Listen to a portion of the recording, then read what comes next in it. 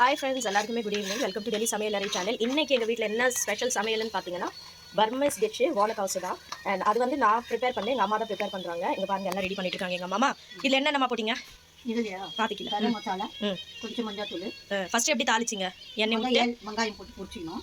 பொரிச்சிக்கிட்டு ஏலக்காய் பட்டை லவங்கெல்லாம் போட்டு அதெல்லாம் பொரிச்சிக்கணும். சரி, பொரிச்சிக்கிட்டு வெங்காயம் இது பொன்னிறமாக வந்த பிறகு அதில் கறியை போட்டு அதிலேயே கொஞ்சம் இது பண்ணிக்கணும். ஓகே, குக் ஆக்கணும். சரி, அது ஆன பிறகு மஞ்சள், மிளகாத்தூள், தனியாத்தூள், ஜீரகத்தூள் இதெல்லாம் போட்டு நல்லா கரைச்சி அது அப்படியே அந்த இதுலயே இஞ்சி பூண்டு மசாலாலாம் போட்டு ஸ்டோக் பண்ணி பொரிக்கணும். நல்லா நல்லா பொரிச்சிட்டு அது வேக கொஞ்சம் வச்சிருக்கேன்.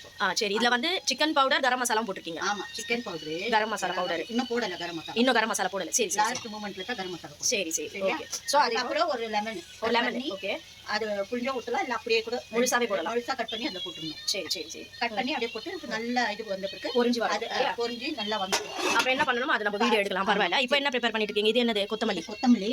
அது மேல தூவி சாப்பிடுறதுக்கு.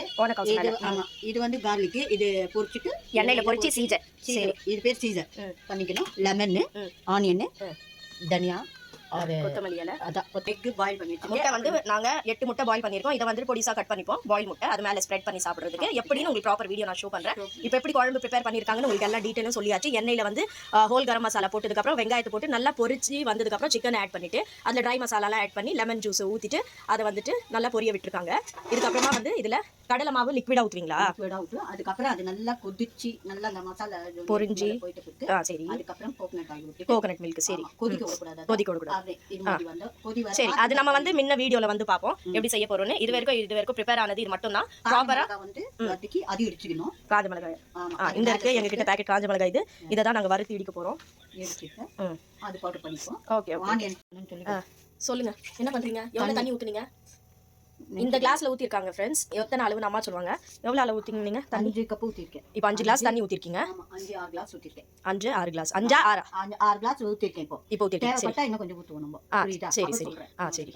ஏன்னா இது பாயில் ஆகணும். அப்ப நல்லா கொதிச்சு வரணும். அதுக்கு அப்புறம் நம்ம கடலை மாவு நல்லா வறுத்துட்டு சரி பச்சை நாத்து போற வரைக்கும் வறுத்துட்டு அதை நல்லா பவுடர் இது பண்ணிட்டு கரிச்சி அதை ஊற்றிடுவோம். ஆல்ரெடி பவுடர் ஆன கடலை மாவை தான் வறுத்து எடுத்து அதுக்கப்புறமா அதை கரிச்சி ஜல்லடையில இதுல திப்பெல்லாம் இது பண்ணிட்டு க்ளீன் பண்ணிட்டு வறுத்து அப்புறமா தான் ஜல்லடையில ஜலிப்பீங்க. ஜலிச்சிட்டு அதை போடுவோம். கலந்து தண்ணி போட்டு கலந்து அதுல ஊத்துவோம். அதாவது லம்ஸ் இல்லாம கட்டி இல்லாம கலந்து அதுல ஊத்தணும். சரி, அது நல்லா திக்காயிடும். சரி, திக்கானி நல்லா கொதிச்ச பிறகு நம்ம வந்து தேங்காய் பால் ஊத்துவோம். சரி, அத அப்பப்ப நோட் பண்ணிக்கலாமா? அப்பப்ப வீடியோ எடுத்துக்கலாமா? சரிமா. சரி, இப்போ நான் பால் டீ போட்டு லெமன் புளிஞ்சிட்டு இருக்கீங்க. ஃபர்ஸ்ட் போட்டேன்னு சொன்னா லெமன் போடல. அப்போ இப்போதான் லைம் வந்து புளிஞ்சு போடுறீங்க. சோ நல்லா கொதிச்சு வந்திருக்கு. குழம்பு நல்லா கொதிச்சிட்டு இது என்னது புரிஞ்சுச்சா? அப்ப அது பாதி லெமன்ல அந்த ரெண்டு பீஸ் பண்ணி அதை போட்டுட்டீங்க. ஜூஸ் புரிஞ்சுட்டு ஜூஸ் கொஞ்சம் ஃப்ளேவருக்காக. ஓகே, உங்களுக்கு க்ளீனா தெரியுதா இல்லையான்னு தெரியல ஃப்ரெண்ட்ஸ். நான் தான் வீடியோ எடுத்துட்டு இருக்கேன். ஓகே, நல்லா கொதிச்சு வருது. இப்போ வந்துட்டு எங்க அம்மா என்ன மிக்ஸ் பண்ண போறாங்கன்னா இட்டாலியன் சீசனிங். ஓகே, ஸோ இதை வந்துட்டு மிக்ஸ் பண்ண போகிறாங்க. Yes baby, wait. Okay, Italian சீசனிங்கு அப்புறம் சோயா சாஸ் எடுத்து வச்சுருக்கீங்களா? ஃப்ளேவருக்காக கொஞ்சம் ஃப்ளேவருக்காக. ஓகே,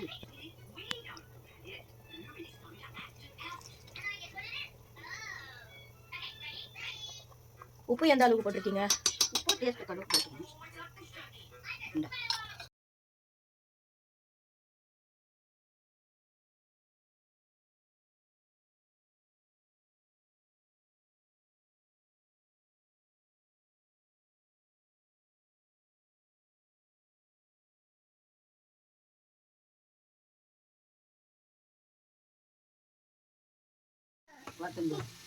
புரியுதா?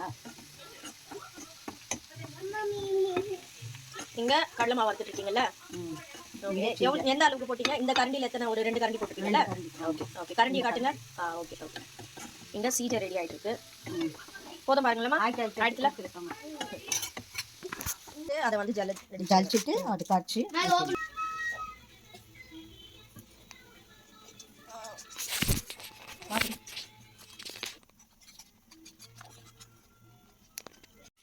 இப்போ கடலை மாவை நல்லா தண்ணியில கரிச்சு அதில் ஊற்றிட்டு இருக்கீங்கல்ல?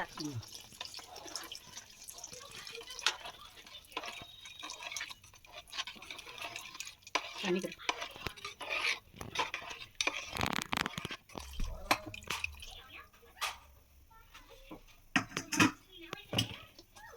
கொதிக்க வைக்கணும். இருக்கா கொதிச்சு நல்லா கொச்சி வரக்குள்ள தேங்காய் பாலை ஊற்றிட்டு அப்போ ஏற்கணும். வருதா? வருதா உங்களுக்கு? கொதி வருது. ஆமாம், இந்த ஸ்டேஜில் என்ன பண்ணணும்? கரம் மசாலாவா? அரை ஸ்பூன் கரம் மசாலா. ஆமாம், சரி. ஆயிப்போச்சா? கொத்தமல்லி இப்போ நம்ம அரைச்சி வச்சுக்கிற கொத்தமல்லி போய் எடுத்துக்கலாம். அந்த ரோஸ் மெரின்னு வச்சோமே, தேங்காய் பால் போடு. இப்போ தேங்காய் பால் அது 400 ml தேங்காய் பால். அதில் ஒரு கொஞ்சம் தான் 100 கிராம் எடுத்துட்டேன். 100 கிராமா 50 கிராம்? 100 கிராம், ஒரு 200 கிராம் எடுத்துருக்கேன். 200 ml, சாரி. போகாது, பாரு நீ டேஸ்ட்டு. எங்கே அந்த ரோஸ் மெரி? இதில் நீங்கள் வந்து ரோஸ் மேரி ஆட் பண்ணுறீங்க. இது ஆப்ஷனல் தான் ஃப்ரெண்ட்ஸ். எல்லாருக்கிட்டையும் இதெல்லாம் இருக்கணும்னு அவசியம் கிடையாது. இது வந்துட்டு ஆப்ஷனல் தான். சரி, இது நல்லா ஃப்ளேவர் கொடுக்கணும் ஆட் பண்ணிட்டு இருக்காங்க.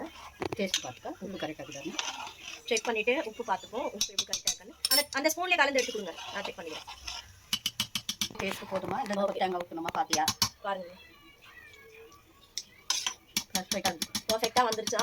டன். போன டாப்ஸுக்கு கிரேவி ரெடி.